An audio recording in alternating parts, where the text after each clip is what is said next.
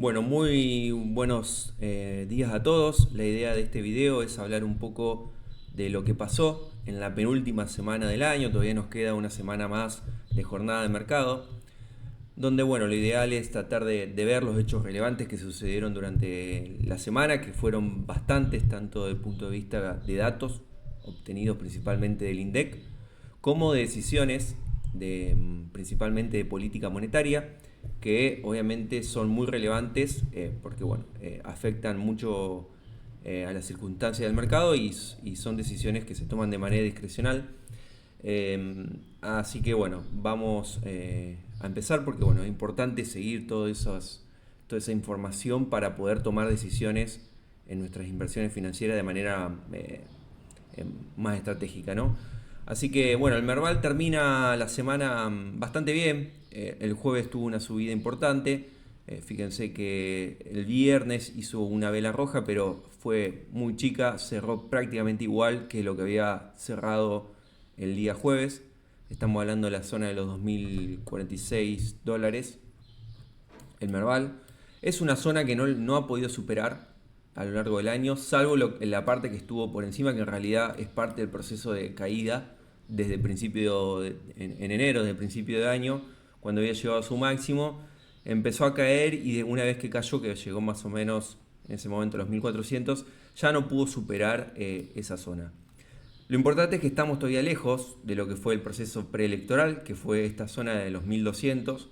Fíjense que toda esta vela verde es justamente post elecciones, es decir, fíjense todo lo que subió, y estamos bastante lejos todavía de llegar a esta zona, es decir, todavía no hay ningún fantasma que esté mostrando eh, volver a esos valores.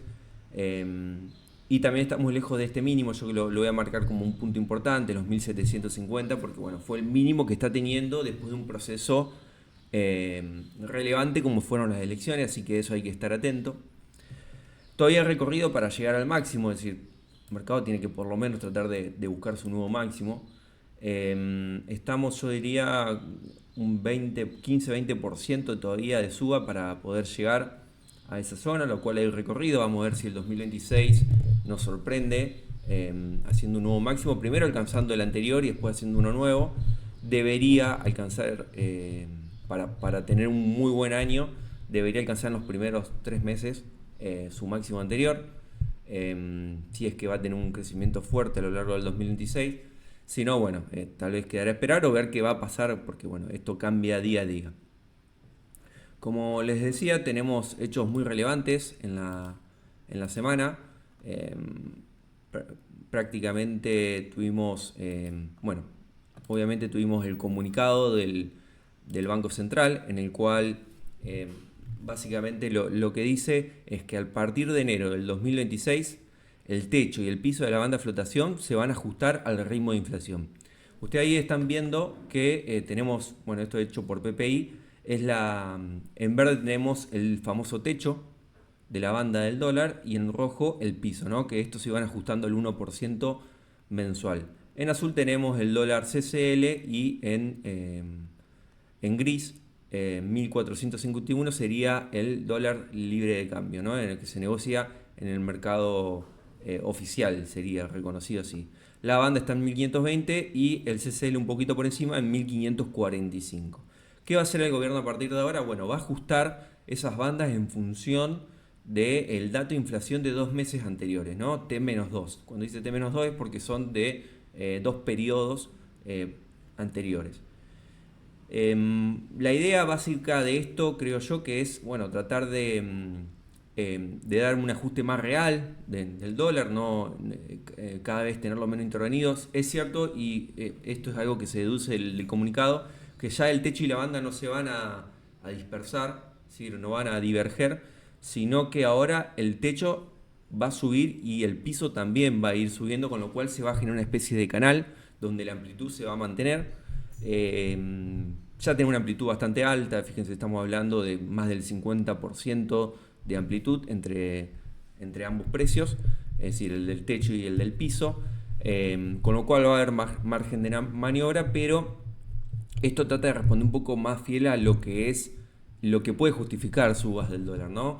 que se ajuste con la pérdida de valor de la moneda local. Obviamente el IPC es un reflejo de la pérdida de valor de la moneda, pero no necesariamente que tengas un aumento promedio ponderado de los precios no significa que esté perdiendo valor necesariamente tu moneda, sino que bueno, puede ser que hayas tenido una circunstancia que te haya elevado los precios de los bienes que vos elegiste como esenciales para construir esas canastas.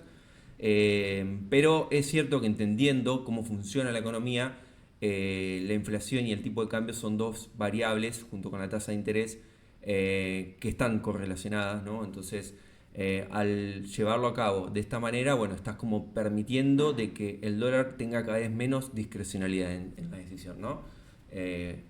Es decir, lo está ajustando más fiel a lo que es su realidad, con lo cual creo que acá lo que busca el gobierno es sacrificar un poco sus metas de inflación para tratar de priorizar la otra meta, que es la meta de acumulación de reservas. Y eso me da pie a entrar al segundo punto del anuncio de política monetaria, que es que dice que empieza el programa de acumulación de reservas del Banco Central. En realidad el Banco Central, por lo menos 2024 y parte de 2025, estuvo comprando reservas, más que nada en 2024, compró muchísimas, creo que eran 15 mil millones de dólares, pero la utilizó para pagar deudas, es decir, para reducir el endeudamiento, vamos a decir, del gobierno en general, por más que el Banco Central debería ser una entidad autárquica e independiente, pero reduzco mucho la deuda en pesos que teníamos, los pasivos que tenía el Banco Central, ya sean en pesos o esterilizados, ¿no? A través de las famosas LEVAC, perdón, las LEVAC eran ya en la época de Macri, las LELIC. Bueno, todo eso era deuda del gobierno que estaba ahí. También la deuda que teníamos con importadores era un problema, por más que no nos habíamos endeudado financieramente con otro país o algún organismo, eso era deuda y se estuvo bajando bastante. Y bueno, a partir del 2026 el Banco Central va a empezar a acumular reservas, pero siguiendo siempre un proceso de remonetización. ¿Qué quiere decir esta remonetización? Bueno, que el Banco Central va a ir comprando en la medida en que vea, ¿no?, que aumenta la demanda por el peso. ¿Por qué hace esto? ¿Por qué espera que haya una remonetización para empezar a comprar dólares? Porque claro, cuando el Banco Central compra un activo, en este caso el dólar, un activo financiero, lo que tiene que hacer es emitir algún tipo de instrumento que contraparte, que en general, bueno, es el peso. Es decir, emite un peso para poder comprar dólares. Si esos pesos salen a la economía y no son demandados por la economía, lo que termina sucediendo es que de alguna manera ese excedente de liquidez termina yendo o al mercado de cambios y en realidad al mercado de cambios y generando pérdida de valor de la moneda, que se traduce generalmente, uno de los fenómenos es la escalada o aceleración de la inflación. Entonces, para poder evitar eso, lo que va a decir el Banco Central, bueno, yo voy a inyectar pesos en la economía para comprar dólares siempre y cuando se incremente la demanda por los pesos. Si el peso, si nosotros tenemos un peso que se desprecia cada vez menos, bueno, es muy probable que aumente la demanda. De hecho, es lo que estamos viendo ahora, que ya los pesos no queman tanto en la mano, entonces demoramos más en tomar decisión en cuanto a nuestros saldos de tesorería, ¿no?, por decirlo de alguna manera. Y eso es un punto relevante, a ver si lo tengo por acá. Bueno, fíjense, acá tenemos lo que espera el Banco Central también, es que haya un incremento en la demanda de dinero con respecto al PBI. Fíjense los valores bajos que estamos. El M2 privado transaccional está hace el 2022 estaba por encima del 10%, ahora estamos hablando que está en el 7%, con lo cual hay un margen importante para que empiece a subir, por más que ya subió muchísimo. Fíjense lo que es de 2024, lo que subió toda el M2 transaccional. El tema de la demanda de pesos no es tan fácil, hay muchos vericuetos para poder definir qué es demanda de pesos o no, pero el M2 privado transaccional es bastante fiel a eso. Y bueno, fíjense todo lo que subió y todo lo que podría subir para ir a un contexto, una economía que fue hace 4 años, con lo cual tan distinto que hace 4 años, menos 3 años, no debemos ser, debería ir a esa zona, sobre todo si ya no hay más emisión. Así que eso es lo que espera el gobierno. Espera comprar entre 10.000 y 17.000 millones de dólares. Podría comprar más si se aumenta más la demanda de dinero, pero eso es lo que esperan ellos. Y lo van a hacer con programas de acumulación. ¿Cómo es que lo había dicho? Bueno, de ejecución diaria por bloques y no superando más del 5% del volumen diario del mercado de cambios. ¿Por qué hace esto? ¿Por qué compra solamente el 5%? Es decir, si el Banco Central ve que se pueden inyectar, no sé, 5.000 millones de dólares en pesos para poder comprar esos 5.000 millones de dólares, pero esos 5.000 millones de dólares, en realidad pesos emitidos, son superior al 5% del volumen diario del mercado, no va a salir a comprar eso. Lo va a hacer de a poco. ¿Por qué? Porque el mercado de cambio argentino es muy chico, está compuesto por importadores, exportadores, bancos, no puede acceder cualquiera. Obviamente los minoristas pueden acceder a través de los bancos, pero eso hace que haya jugadores muy relevantes que con pocos movimientos hagan, o con poco volumen también, hagan mover mucho el precio de mercado. Entonces se generan vacíos. Entonces lo que busca el Banco Central acá es evitar shocks importantes en el mercado de cambio, porque también sabe que los argentinos somos muy sensibles, ¿no?, a lo que pasa en el mercado de cambios y formamos expectativas de manera muy rápida. Un punto importante acá a considerar es por qué el gobierno toma la decisión, ¿no?, de lanzar un programa de política monetaria un mes antes, cuando estamos acostumbrados que obviamente se anuncien el día anterior, la noche anterior o en la mañana. Generalmente estamos como acostumbrados que de repente cambiaran la política monetaria, sobre todo cuando tenían que tomar alguna decisión, algún vencimiento de deuda, etcétera, roleo de deuda o lo que sea. Bueno, yo creo, hay muchas hipótesis de por qué han hecho eso. Yo creo que lo que busca el gobierno es tratar de empezar a formar expectativas. Ya ganó bastante credibilidad estos 2 años porque todo lo que dijeron que iban a hacer de alguna manera lo hicieron.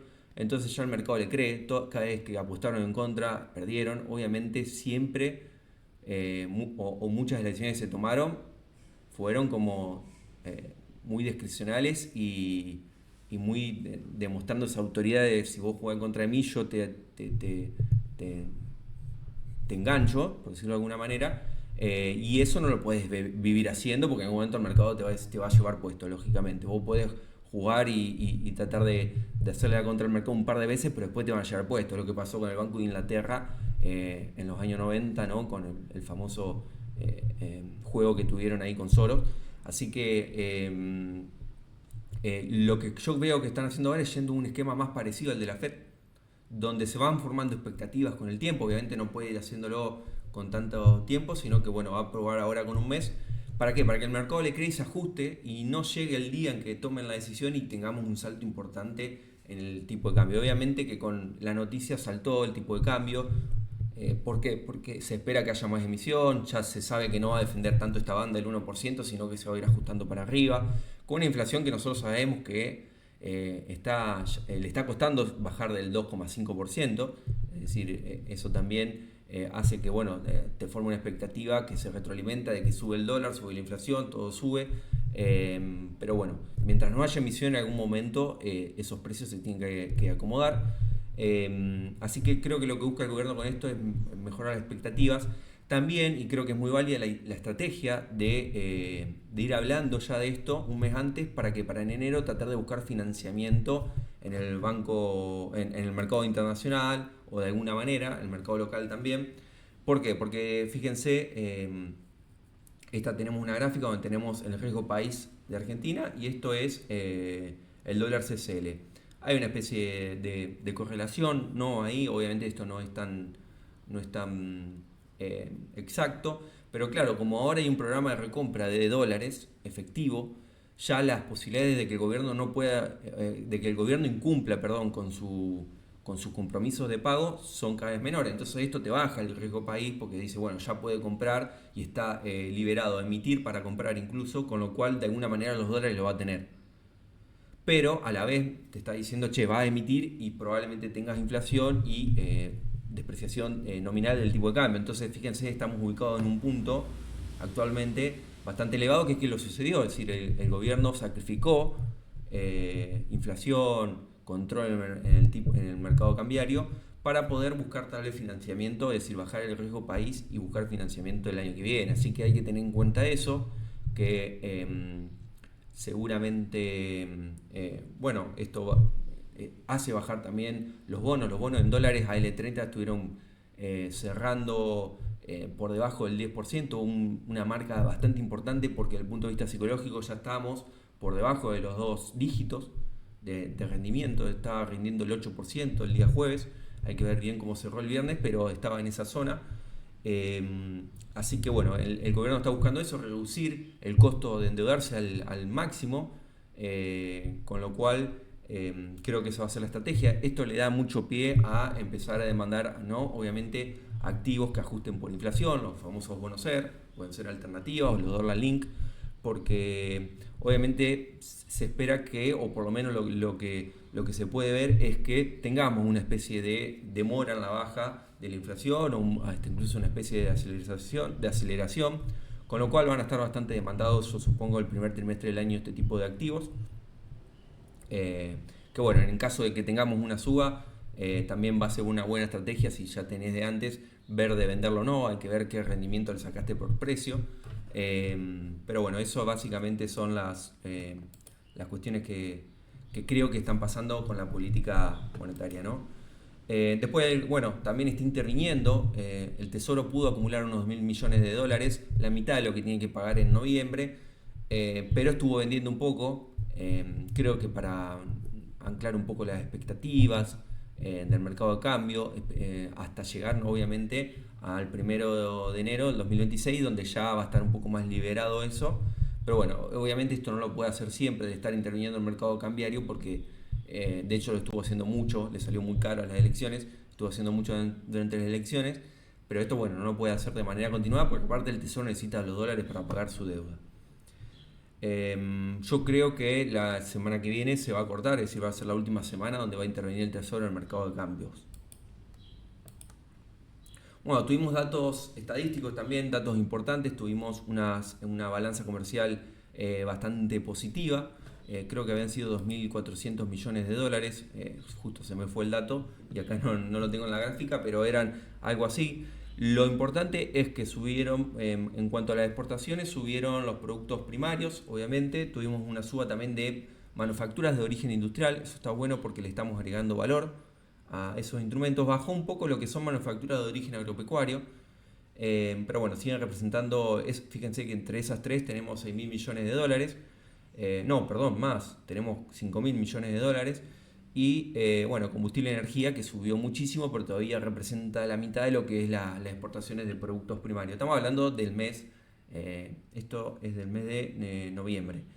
Así que después tenemos bueno, importaciones también creciendo. Obviamente que si se te acomoda el tipo de cambio y liberas todo, te van a subir los bienes de consumo. Subieron bastante, pero representan, fíjense, menos de 1 millón de dólares. Es bastante bajo. Lo importante es que subió mucho los bienes de capital, los bienes intermedios, todos esos son bienes que uno necesita para poder ser más productivos y poder exportar productos de mayor valor agregado. Así que yo creo que el dato es bastante positivo, obviamente es un dato de un periodo, siempre hay que tratar de ver la película, pero creo que el dato vino bastante bien porque aparte tenés un escenario de saldo positivo donde están creciendo tanto las exportaciones como la importación. Entonces quiere decir que hay un acomodamiento ahí en la economía, donde obviamente que vos tengas un saldo positivo y negativo en realidad no dice mucho, porque vos podés tener un mes negativo y puede ser porque importaste muchos bienes porque estás invirtiendo para poder exportar más en el futuro. Así que por eso les digo, no hay que guiarse tanto por el dato mes a mes, sino tratar de ver la película. Este noviembre es el más alto de los últimos 2 años, por lo menos, y es un dato bastante importante dentro de los últimos 2 años. Es decir, no es el mayor valor que tenemos desde el 2023 hasta la actualidad, pero es un dato bastante relevante en cuanto a saldo positivo que tuvimos. Otra información fue, bueno, salió lo del mercado de trabajo. Fíjense que tenemos una desocupación que el tercer trimestre de 6,6, desocupación abierta, bajó bastante respecto al segundo trimestre. está un poquito por encima de lo que fue... Ah, no, perdón. Sí, no, está por debajo de lo que fue el tercer trimestre del 2024. Comparando interanualmente nos da que, acá por cuestiones de estacionalidad hay que compararlo así, estamos bastante mejor que el año pasado, por lo menos en cuanto a desocupación, que sigue bajando. La actividad, que esto es la cantidad de personas que trabajan en el país, subió bastante. No personas que trabajan, personas que desean trabajar, es decir, personas económicamente activas que de alguna manera trabajan o buscan trabajo. Eso es con respecto a la población total.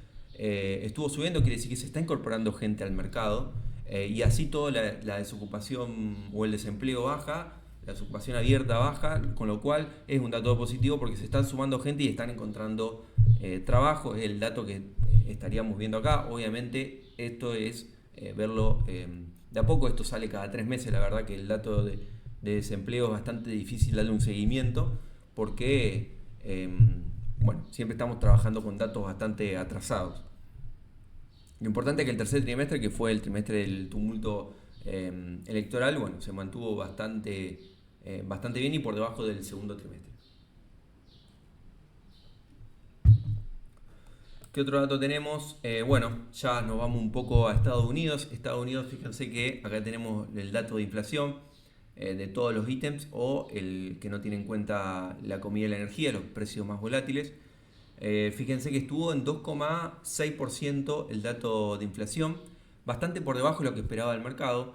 Esto esperaba un 3,1% el mercado. Fue un buen dato, está medio distorsionado porque no tuvimos en octubre, no tuvimos el dato por el famoso shutdown del gobierno. Entonces, bueno, de hecho hasta noviembre fue complicado conseguir los datos, no hay que fiarse mucho porque creo que hicieron midieron las últimas 2 semanas o la última semana, con lo cual no fue tan fiel a los datos anteriores que siguen otra metodología. Entonces uno ya ahí no puede compararlo tanto, pero sí, bueno, obviamente que es lo que tenemos, nos agarramos de esto, obviamente con pinzas, pero bueno, acá en realidad estamos comparando la interanual, con lo cual, es decir, noviembre contra noviembre sería un dato bastante más fiel, ¿no? El 2,6%, bastante por debajo de lo que esperaba el mercado. Esto incentiva aún más a bajar las tasas de interés, con lo cual eso sería muy positivo para lo que es el mercado laboral, que se está acelerando. Esta es la desocupación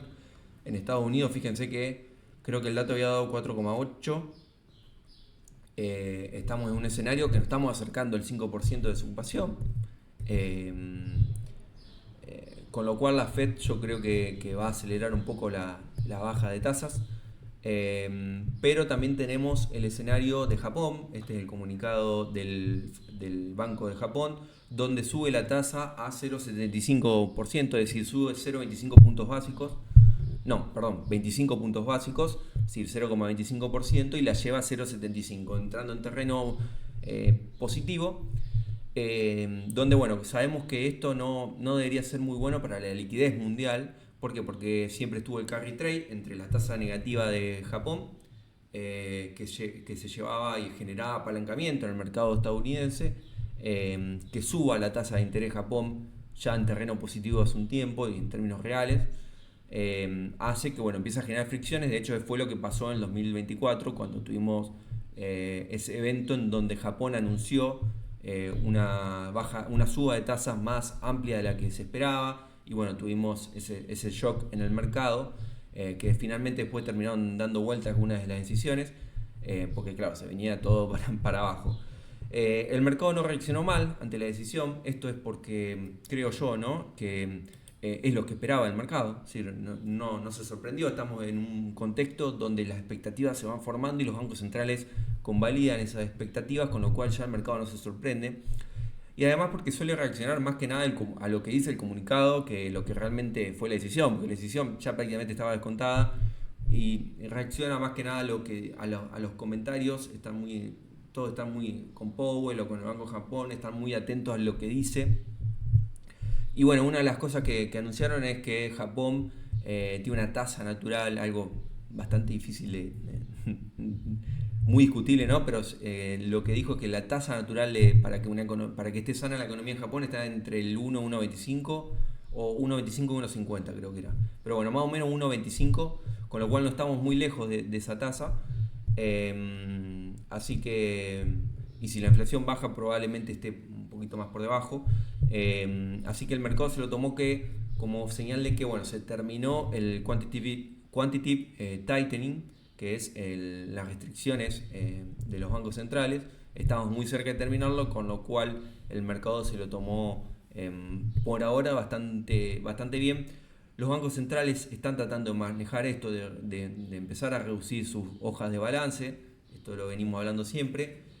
Pero tienen que hacerlo tienen que ser muy tiempistas porque cuando se pasan un poquito de mano el mercado tiene un apalancamiento negativo y eso hace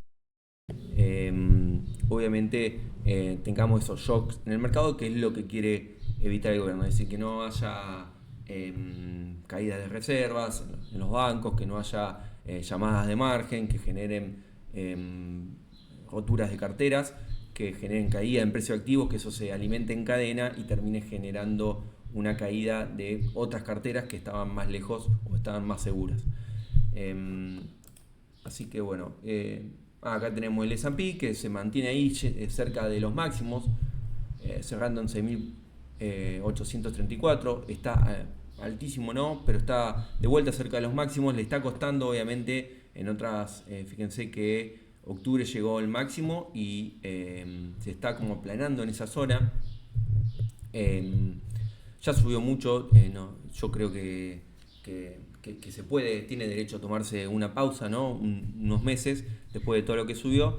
Pero bueno, hay que estar atentos acá, no convalidar ni pagar cualquier cosa a cualquier precio, porque bueno, acá siempre, sobre todo cuando se termine toda esta inversión de CAPEX que están teniendo las empresas tecnológicas, bueno, ver bien qué son las ganadoras, lo vamos a saber más adelante, pero bueno, no hay que apresurarse a apostar, ¿no? Bueno, esto ha sido todo, espero que les haya gustado.